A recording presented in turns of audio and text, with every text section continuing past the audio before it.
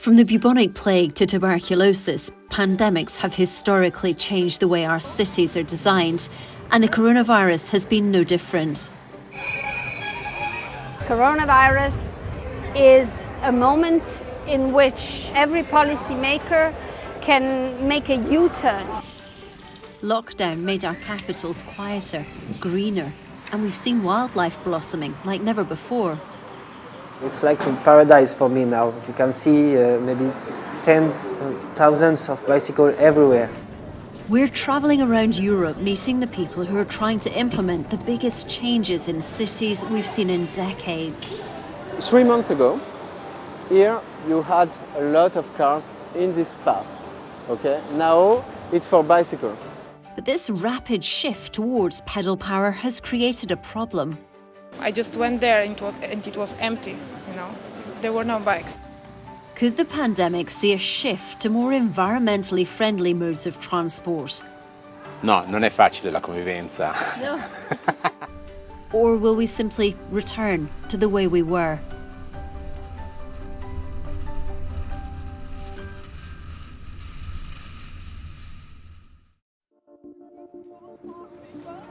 Dutch bike lanes are the envy of the world.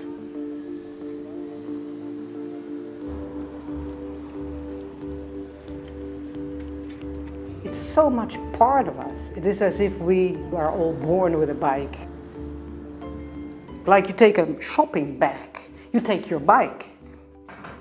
But it wasn't always this way. Martje van Putten was a Dutch politician. This is me and my son, 1976. Netherlands traffic is in Europe the most dangerous for children. Martje was a key player in the movement that transformed Dutch cities in the 1960s and 70s. The start was there in the 70s when people got alarmed about the figures of children on the way to school. That the accidents, the numbers were so high that we had to do something, and that's how it began. Here the action groups, and this is us. We want a car-free Sunday, at least once a month. That was in the oil crisis. In 1973, Martje launched a campaign called Stop the Child Murder. We sat together and we said, this can't go on. We have to do something. And so more and more actions were taken. We were blocking roads in the rush hour, people on their way home. Drivers totally overtaken and surprised about mothers in a circle on the corners of the road, blocking it. And there you are, right at the front. Maybe, yeah, me and this. Martje's efforts have been immortalised as the heroine of a new children's book. Here we went through the tunnel under the water, here and then the other side the police was there. The demand of space by the car traffic was so enormous that was eating up the space for cyclists and also pedestrians. The whole infrastructure of the Netherlands was totally focused on let's say, priority of cars. Bikes was not an issue. Today, Amsterdam has 767 kilometres of cycle lanes and more bikes than people. But even here, the pandemic is changing the way people get about. Because of COVID-19, it didn't feel right to go by tram anymore. So it was actually the right time to now get a Bakfiets cargo bike. Judith and Johan Hartog bought an electric cargo bike right at the start of lockdown. We're not really going on a vacation now, so it's like a staycation. We stay in Holland and we do a lot by bike now, so it's you can put a lot of things in. You can get the bags and go out, like here in the park, or maybe and we're going to the beach by bike. So it's easy for days off. Could you have imagined having this, being this Dutch mum, no, 6 months? we would never have thought. So yeah, it's fun. It's different. And it's also a bit cliché, but yeah, we like it. We love it. The pandemic has been a catalyst for many people here to invest savings they wouldn't otherwise have had. It's not only mobility anymore, you know, because it's also fun. They're singing in the bike and they have fun, you're in nature. It's a whole different way of going out. The Netherlands already had world-renowned infrastructure, but the coronavirus has still significantly shifted behaviour. Cargo bike sales have gone up by 53% this year, and the e-bike is now the most commonly sold type of bicycle.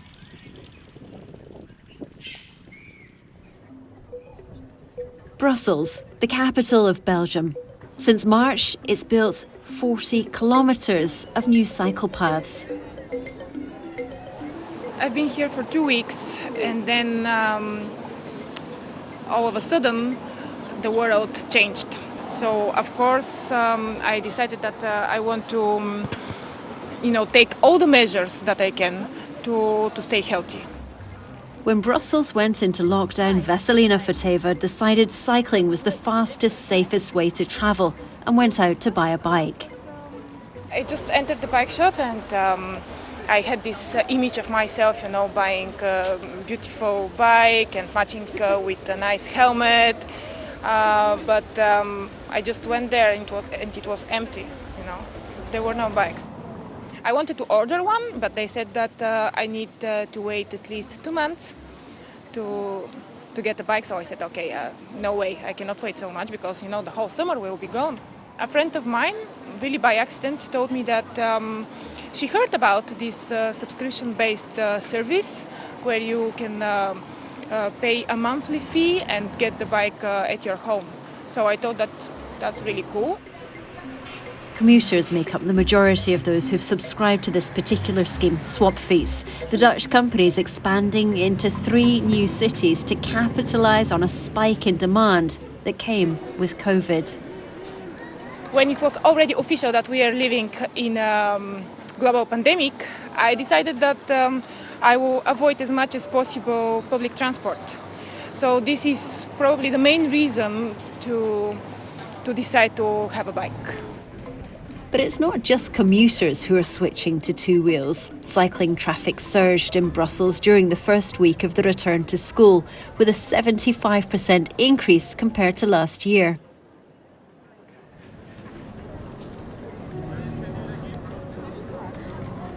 Milan was one of the first cities to embrace cycling as a way to get its residents moving around again. This is one of Italy's most polluted cities, and it's also in the heart of the region. It was the epicenter of the outbreak in Europe.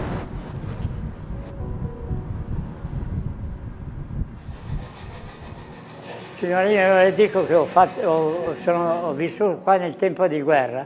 Questo mi pareva più brutto che la guerra là. Quando morivano tanti, io avevo paura, il 90% erano vecchi. E allora mi sono un po' spaventato. Peppino Draghi is one of Italy's most famous bike manufacturers. Now, at 92, Peppino has been building bikes for more than 80 years. Se vengo in bottega con una mia carniera perché viene a prendermi in macchina quello là, perché qua vivo. And the crisis has meant an unparalleled pressure on Peppino and his apprentice Alessandro. È il maestro Miyagi. As the demand for their handmade bikes has soared. Abbiamo aperto il 5 maggio, c'era la gente con la bicicletta a mano fino là in fondo, tutti in fila. Sì, è abbastanza complicato da imparare soprattutto. E anche adesso, dopo il coronavirus, molti pezzi non si trovavano più, perché con tutte le riparazioni che ci sono state non si trovavano più i pezzi, perché sono andati quasi tutti esauriti. But Peppino isn't convinced the boost to their sales is reflected in the number of actual cyclists on the streets. Avevo detto, la mattina alle 6 sullo stradone c'erano 200-300 biciclette che le persone venivano a lavorare in bicicletta a Milano. Adesso sullo stradone vede 1000 macchine e una bicicletta.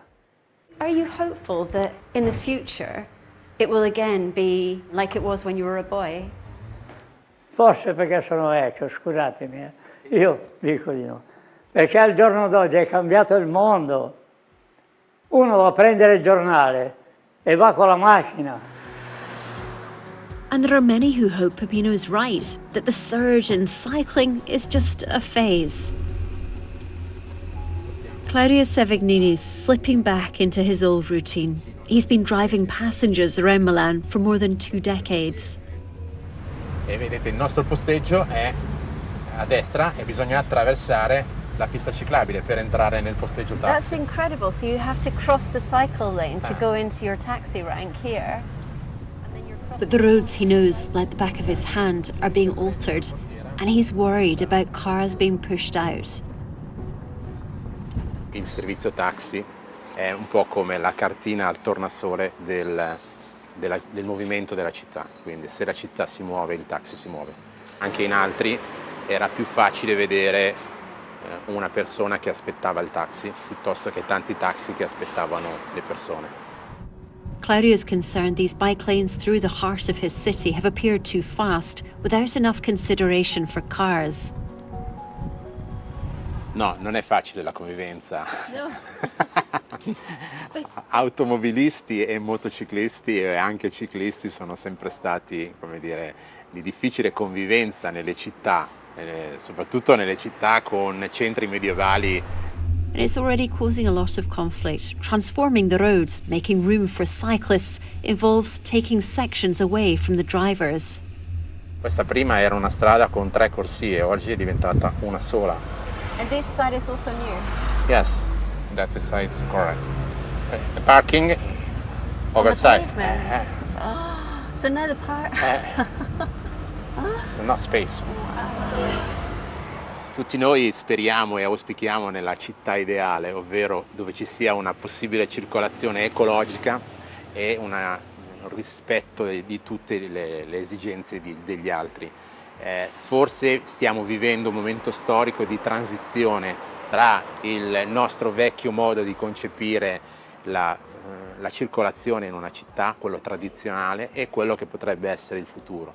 Però dobbiamo anche tenere in considerazione che, come ho detto prima, molte persone non hanno l'abilità e la voglia e la facoltà di utilizzare questi nuovi mezzi di trasporto e quindi probabilmente è necessario veramente un lungo periodo per portarci progressivamente a quel tipo di città ideale. But there is an urgency in this part of Italy, as everyone we meet has been touched by the pandemic. Il mio amico prestava servizio sempre davanti all'ospedale San Paolo, probabilmente il contatto di qualche persona contagiata, anche lui è rimasto vittima di questo Covid e non ce l'ha fatta pur essendo abbastanza giovane, aveva 50 anni. This time has forced reflection. For some, the changes aren't going far or fast enough. Most of Milan's new bike routes are only temporary paint jobs. Environmentalists are using the current situation to push for permanent infrastructure. Coronavirus is a moment in which, every policymaker can make a U-turn completely and change their own cities.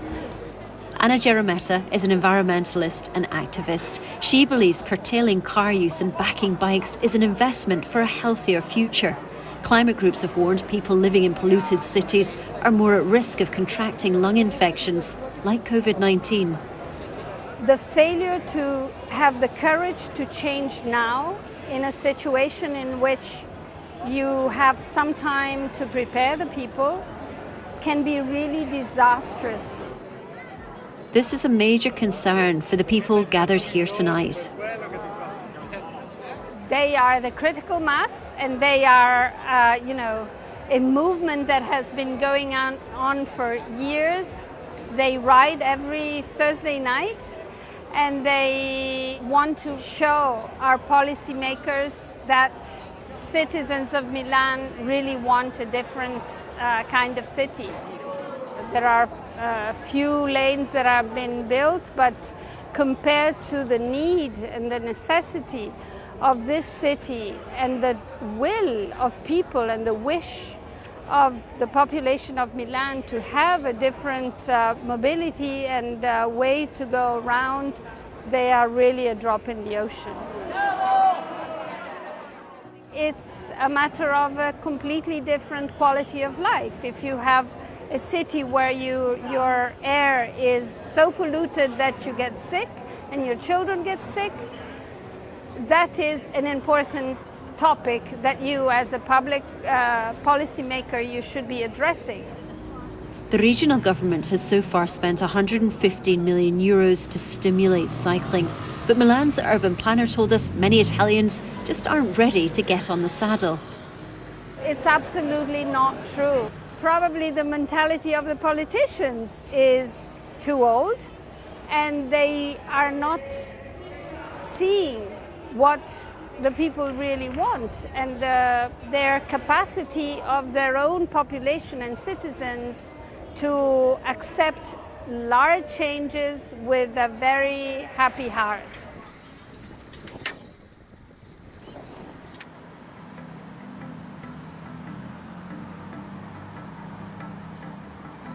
The French capital is spending record amounts transforming the streets to try to make cycling a viable option for everyone.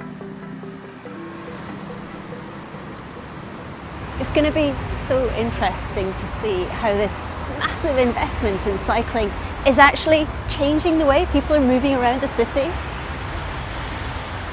It's like a revolution, you know, because before we had a city with cars, only cars, and now we had a city with bicycles, with walking, with public transportation, but it's good for ecology. I know that we have some problems, but it's a priority for the next months to solve this problem, and I'm sure we can solve this. Here it's before, now it's a new world. Okay. The most iconic change is here on the notoriously petrol-filled Rue de Rivoli. Sections are now completely car-free. David Belliard is the deputy mayor of Paris. He's a Green politician who's been pushing for these measures for years. 3 months ago, here you had a lot of cars in this path.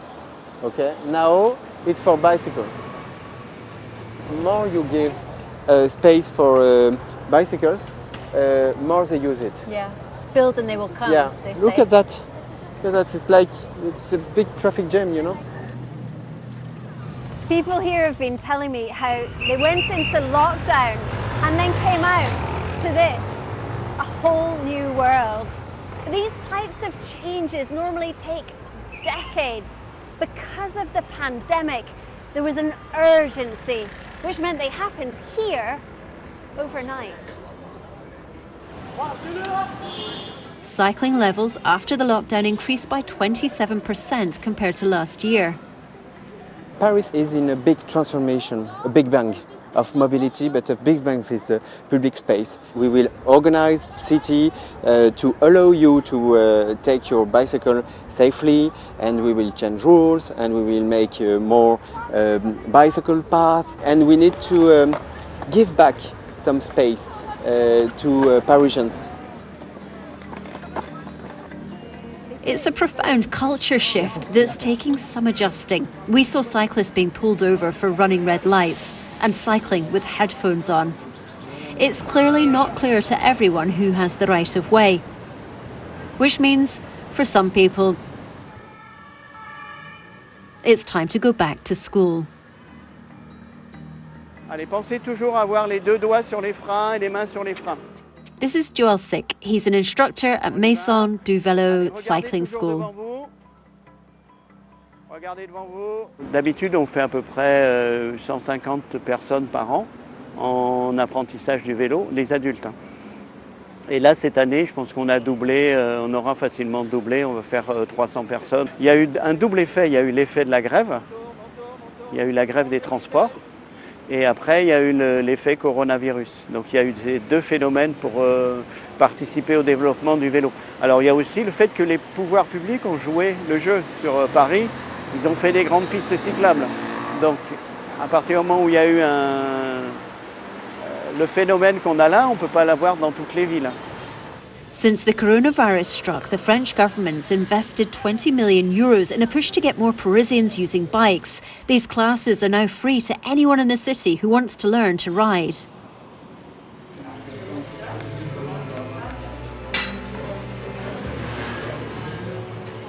It's like a paradise for me now. You can see maybe 10,000 of bicycles everywhere. So it's becoming so popular. Rémi Denoyer is a bike mechanic. His repair shop in downtown Paris stayed open through lockdown. In response to the pandemic, the French government started contributing to the cost of bike repairs. We have a name for a new service, which is out of the basement service, with a dusty bicycle like this one or many other one. So we have a special service for those, in which we include the help from the government. They have 50 euro to help people to fix those bicycles. Sometimes they are very rusty and hard to fix, so it's cheaper for the people to reuse this one than to buy a new one. While other businesses have been shedding staff or shutting down, Rémi has been hiring and opening new stores throughout the country. It was an opportunity for us to open a new city, which is Strasbourg. We opened a second one in Bordeaux, so 2 shops in Bordeaux, 1 in Paris, maybe soon a second one in Paris, and in Strasbourg too. Across Europe, more than €1 billion has been spent and 2,300 kilometres of bike lanes created since the pandemic began. Reduced car use has seen pollution fall by 50% in some of Europe's biggest cities. But whether this COVID-related trend continues depends on the scale of the continued investment and how many of us are committed to keep cycling, changing cities, possibly forever.